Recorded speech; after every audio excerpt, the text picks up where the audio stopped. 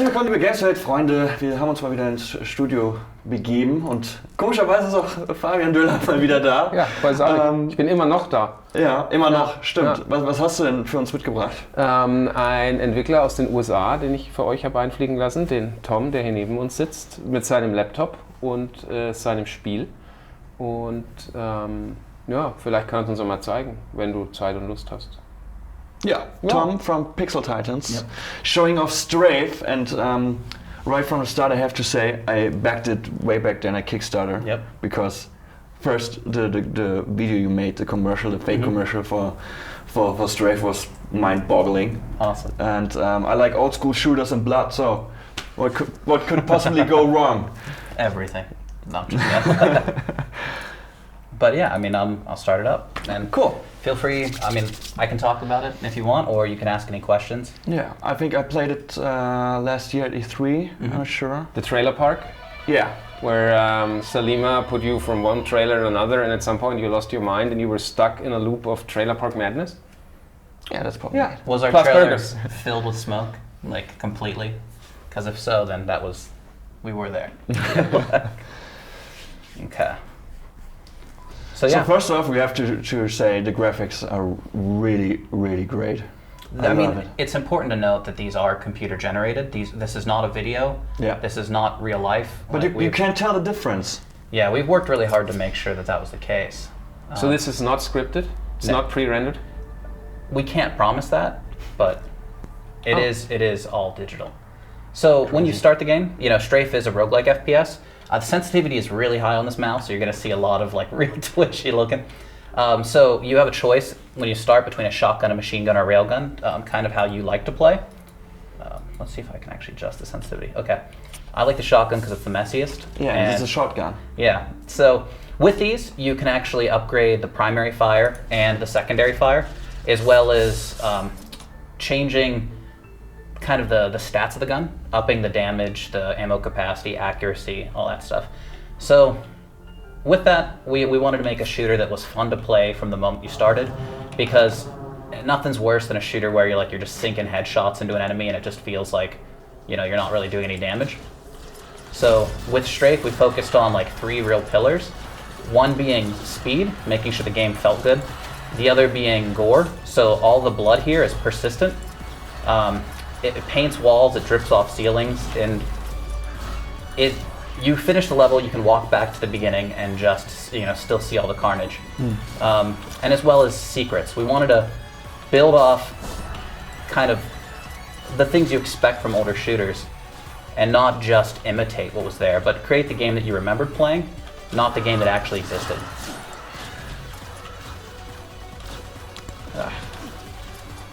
And also, I have to be really bad at my own game. It's always harder to play when someone's filming you. Yeah, and Asking questions. Yeah. and while talking. So how do you come up with the Uber-Gore tech? Mainly when we started development, it came down to 2 things. I was playing a lot of Spelunky and Quake, and I wanted a game that kind of mixed the 2 of them and wasn't able to find it. So when we decided, why don't we just try it ourselves, it then became what was our wish list for a game like that? What were we looking for? And I think that just extreme gore, bipedal enemies, all of that kind of I think is really important to the feel of a shooter, so that you weren't just shooting robots and kind of keeping things relatively clean. I also like having an ownership of the levels because they're procedural, and there are a lot of inherent problems that could come from that. We worked really hard to try to make sure that they didn't arise. So one being that you would get lost, right? It feels terrible. And another thing that happened in a lot of older games would be, kind of clearing the level of their enemies. They all fade away, and then you have a sense of, was I even here? And you get stuck, it all feels like shit. So, bad, I'm allowed to swear. So procedural means that every time you start up Strafe, It changes. it changes. Yes.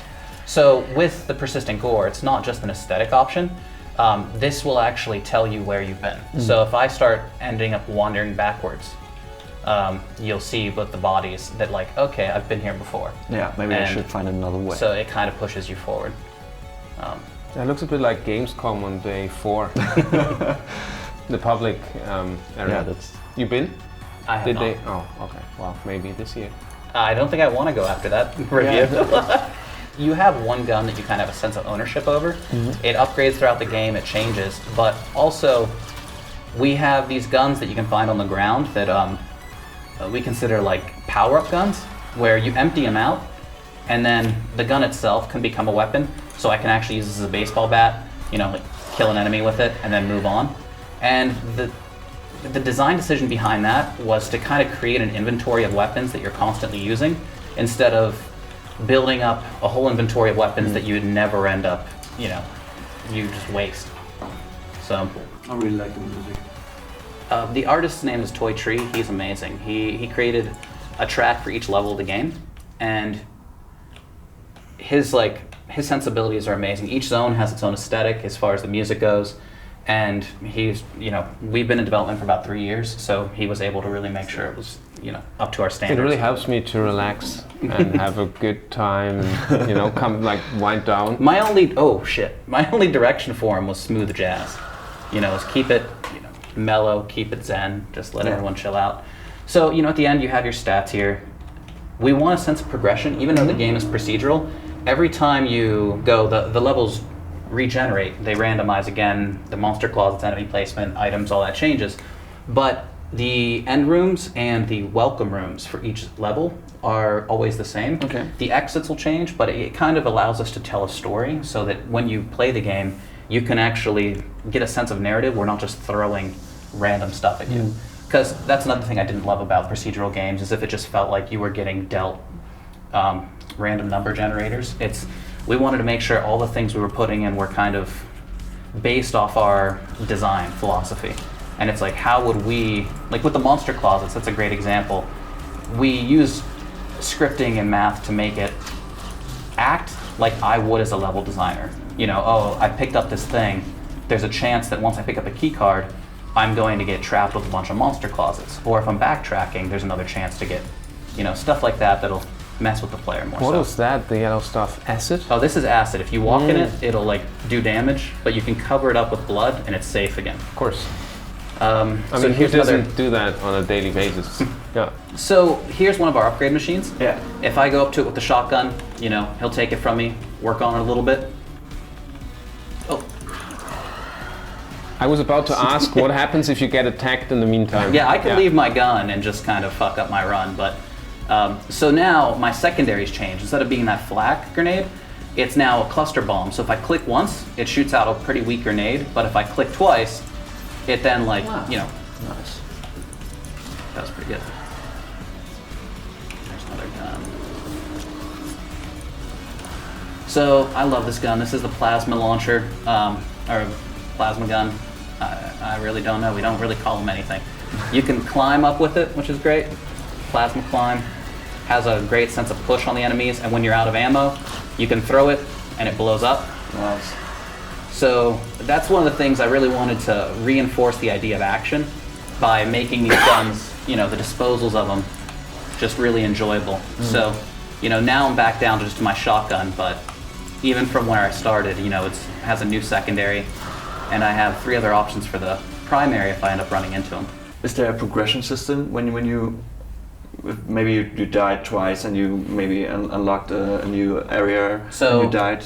Not at all. Okay. There is a progression system in the sense of unlocking shortcuts. So if you make it to the second zone, say enough times to repair the teleporter, you can then unlock that zone, get to it via the teleporter. So for the player who doesn't want to do a single run from beginning to end, which we're aiming for that to be like an hour and a half if you're skilled, they'll be able to get through it by using these teleporters. Okay. I specifically avoided going the roguelite route of having unlocks that kind of dangle a carrot in front of you, because I felt like that took away the rewarding feeling of skilled players.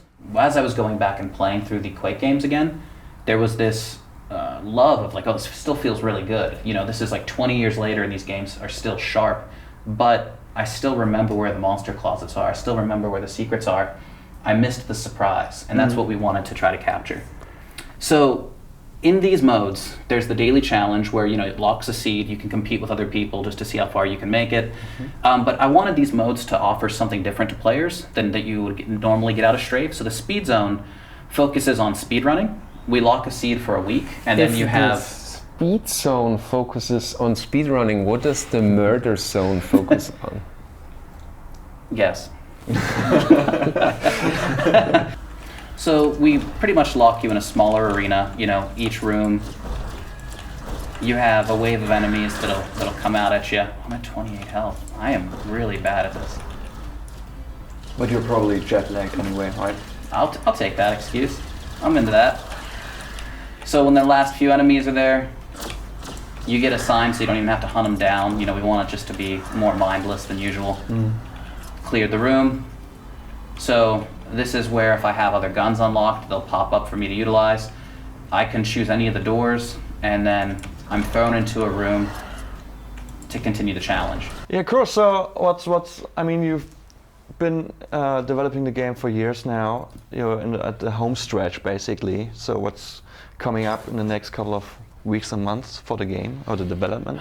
Well, our focus right now is making sure that it releases in not a shitty state, trying to get it so that we were very ambitious with the secrets that are going in the game. We were very ambitious with just kind of the depth. I like when you can keep scratching away layers at a game and discovering systems, how they work, which is why we went crazy with the gore. Is there are many times you're playing and you're like, I killed an enemy and the blood spraying out of its head is hitting that fire. Wouldn't it be amazing if that fire went out? So it just kind of, we put a lot of time into that type of stuff. But so at this time, our focus is on cleaning it up as much as possible, fixing as many bugs, optimizing, and then once that's released, we're going to spend however long after just making sure that it's supported, the game's running strong, we can make sure it's as good as it can be, and then we'll roll into expanding the experience and with another zone and maybe some new weapons and rooms.